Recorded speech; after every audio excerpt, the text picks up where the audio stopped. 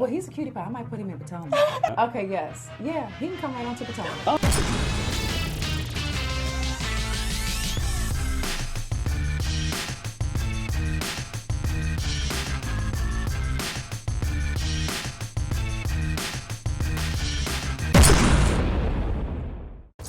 Because what I want to talk about right now is what? Now the people on I know y'all are tired of this topic, but I want to know what you think. Because this is where I'm at with it at this point in time. I had gotten to a point where I was refusing to talk about Porsha and Dennis at all anymore. The hot dog man. Okay, so to put a pin in it, allegedly they are back together. We've seen him in videos when they were in Toronto. Give me your thoughts about this. Is it real? Now listen, this is very delicate for me because I know Porsha personally, and I call him McKinley. I met him as McKinley. I met McKinley. I think he blocked me on Instagram. I met Dennis through Tanya, Pretty Place. Okay. Okay. She like, this is my friend McKinley. We used to go to Crew, the one off Glen Iris by the Pond City Market in Atlanta. And one thing I always respected about him, when I first went into his establishment, I thought he was a worker. He had on a uniform, he washed dishes, he cooked, he runs his business. So Tanya was like, this McKinley, this the owner. I was like, oh. And then when the show hit, and she was like, Dennis McKinley, I was like, oh shit, that's McKinley. Okay. I must say this, Dennis has never been nothing but, he is a nice guy. He's a very nice guy. I have nothing bad to say about him. From watching the show though, I am always wary of anybody who has multiple people's names tattooed on their body. For me, that shows some sort of deficiency or lack of relationship intelligence. It's like everybody who smiles at you, you fall in love with. You know what I'm saying? And then him and Porsha, in my opinion, was the perfect storm. You had Porsha who was falling victim and succumbing to the guilt or the pressure of society saying you a woman, you supposed to have a baby and be married, everybody else around you got a baby and married. It didn't make it no better that that sister had a baby before her. You know what I'm saying? And then Shamia got married and had a baby. So coming off of the Cordell situation, coming off that little boy football player she was dating, I really felt like Porsha was just trying to fulfill prophecy. She was like, baby, the first thing that smiled at me, that bought me a ring, that got a little piece of cheese, that's my husband. Like, I'm sorry, I just don't believe that you should be having babies and getting married to anybody that you've known for less than a year and a half, 2 years. They moved way too fast. In the words of Destiny's Child, slow down, you're moving way too fast. You're only 16. That's the only song they ever let Latavia Robinson sing. But that's a whole nother video. Not to say that they are not compatible, but I'm not surprised that y'all had the problems that y'all had that resulted in a breakup because y'all were still in the honeymoon phase and you don't pop out a baby for this man. I hope it works. I hope it works too. I feel like, you know, we've just heard so many crazy rumors about, you know, him and what's funny is when I got on the show, when I watched him, I liked him for her. I did too. So and I liked her for him. Yeah, I didn't. I feel like they were equally yoked financially. Yeah, I felt like this is one of those situations, and I was hoping it was that everybody has a past, and to some people, you are going to be either the hero or the villain in that story.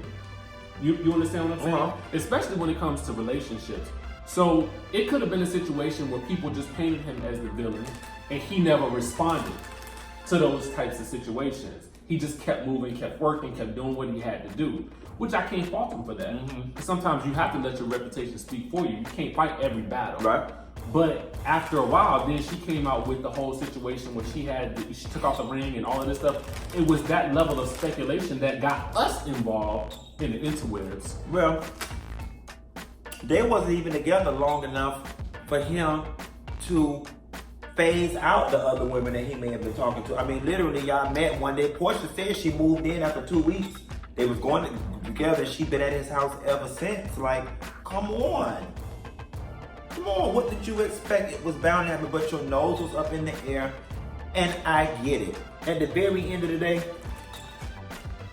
some of y'all hoes don't went out there and had babies after knowing a nigga for 2 weeks, and his is a auto mechanic at Midas. At least it didn't work out between Porsha and Dennis. Her baby taken care of, he could go to college, and she ain't got to beg him for no money and say, "Lil Johnny or Pilar needs some shoes." So, you know, at least she had a baby real quick by the right person. Because he got Queen Virgin Remy, he got the hot dog place, he got crew number 1, and he got crew number 2. He got Toya Wright Hair Company. She can't even get him the passcode to the website to sell hair. They say he got all Toya Wright money, hair money. That's a whole other video. See, now out this Baka don't kick me. Now I'm telling these Atlanta people business. They gonna kick me out the social circle. But if people say Toya Wright can't even get on her website, they say Dennis got so sold up that was Dennis hair she was selling. I'm just telling you what the people told me. The moral of the story is, Pilar will have money for college. Okay. And hair, even if it's Toya Wright something. Or go naked. So listen, real quick, I want to talk about this, because I know that you talked about it on your channel too. This whole situation between Nene and Kenya, what's the real deal? What do you think is the real issue behind the issue? We could be just speculating, but that's what we know. We've seen this before. Nene's existence as it relates to their show requires her to be the center of attention. Anybody else that comes close to being the center or taking the attention off of her, or, you know, demoting her from Effie White to L'Oreal Robinson, saying oohs and ahs, is problematic for her. You've got Kenya, who was a bro from the 90s, and then this opportunity came along. Kenya did exactly what I would do. I'm finna turn it. Y'all haven't heard my name in over a decade, okay? Okay, yeah, I'm over here producing Twa 3 or whatever she was over there doing, producing these BET Arab-ass films, okay? So when Kenya got this opportunity, listen, Kenya is old school Hollywood. She's like what Lisa Rinna is to Beverly Hills Housewives. Lisa Rinna don't believe half is coming out her mouth and ain't got no emotional attachment to half that she doing.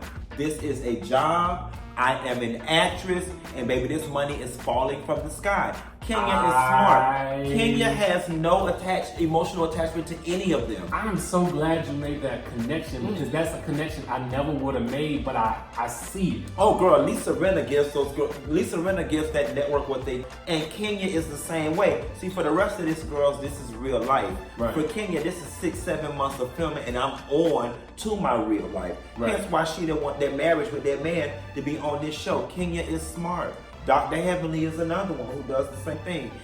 This is a job for Kenya, and like I said, y'all don't know what it feels like to fall from grace. You were the black pageant girl, you won America, USA, whichever one it was. And then you had a small television run, Girlfriends, Waiting to Exhale, and then the opportunities dried up.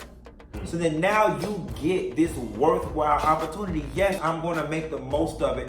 And I don't even know y'all girls. So I don't even care if I have to trample all over y'all feelings. I'm finna get mine because I know what it feels like to be unemployed for 10 years and ain't no telling when I'm gonna get my next opportunity. And that's what she did. I don't care for her on the show. I don't care for some of her antics. I respect what she doing. I get it. Okay. Well, listen, there y'all have it. We done talked about Real Housewives of Potomac. We got you on the Real Housewives of Atlanta. So now, we about to get real personal in the next video. So you gotta stay tuned for that. But before we get into all of that, before you can even get there, if you ain't subscribed to his channel, I don't know who you are or where you living or what you doing, but subscribe. And subscribe to this channel as well. Links to his videos will be down in the description link below so you guys can follow all of what he's doing. He just dropped a ginormous documentary about Essence Fest that you guys have got to watch. So definitely be sure to tune in for that, and we will catch you guys in the next video.